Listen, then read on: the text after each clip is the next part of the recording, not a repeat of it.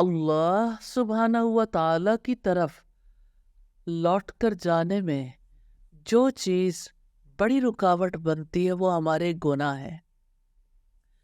اور گناہ جب یاد آتے ہیں تو انسان کے لیے رب کی طرف بھاگنے کی بجائے واپس لوٹنا زیادہ اہم ہو جاتا ہے. اللہ رب العالمین کا ہم پر بڑا فضل ہے کہ اس نے ہمیں ایسے اعمال بتائے ہیں جو گناہوں اور خطاؤں کو مٹا دینے والے. ان میں سے بعض اعمال کا تذکرہ قرآن میں آیا، بعض کا حدیث میں. جو کام گناہوں کو مٹا دیتے ہیں ان کو کون ہے جو اختیار نہیں کر سکتا؟ مثال کے طور پر مسجد کی طرف چل کر جانا. نبی صلی اللہ علیہ وسلم نے فرمایا میں تمہیں ایسی چیز نہ بتاؤں جس سے اللہ تعالیٰ تمام گناہ مٹا دیتا ہے اور اس کے ذریعے درجات کو بلند کر دیتا ہے. صحابہ نے کہا کیوں نہیں یا رسول اللہ؟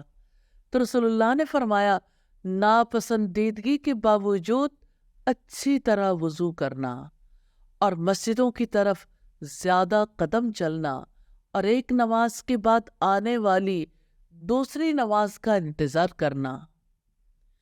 آپ نے فرمایا یہ تمہارے لیے رباط ہے، یہ رباط ہے، یہ رباط. سبحان اللہ.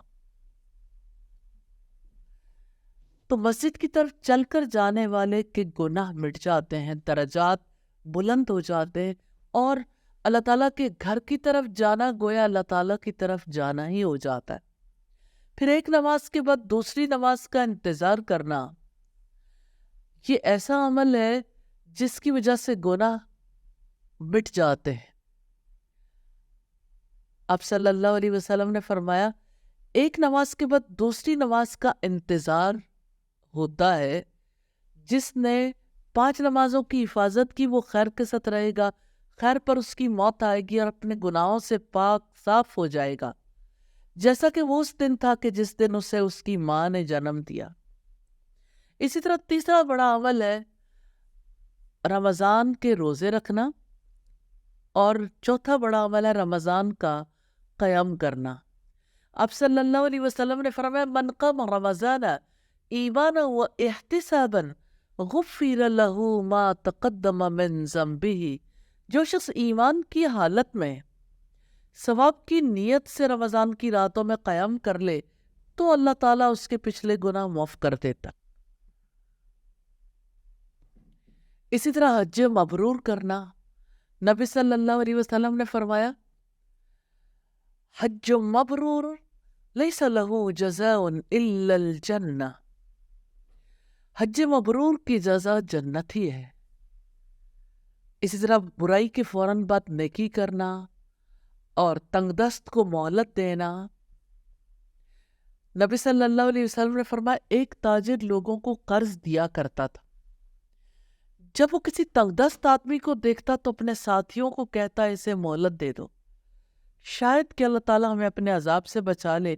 تو اللہ تعالیٰ نے اسے اپنے عذاب سے بچا لیا. سبحان اللہ.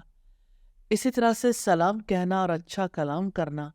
نبی صلی اللہ علیہ وسلم کا فرمان ہے ان موجبات المغفرۃ بذل السلام وحسن الکلام.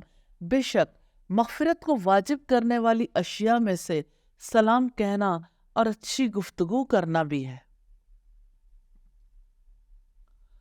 اسی طرح اچھا وضو کرنا، پھر نماز جمعہ رمضان کے روزوں پر محافظت کرنا اور گناہوں کو مٹانے والے اذکار کرنا.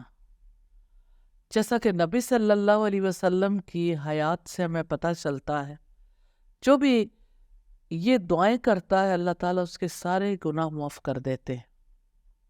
اور نبی صلی اللہ علیہ وسلم کا فرمان ہے من قال سبحان اللہ وبحمدہ فی یوم 100 مرۃ حطت عنہ خطایاہ وإن كانت مثل زبد البحر.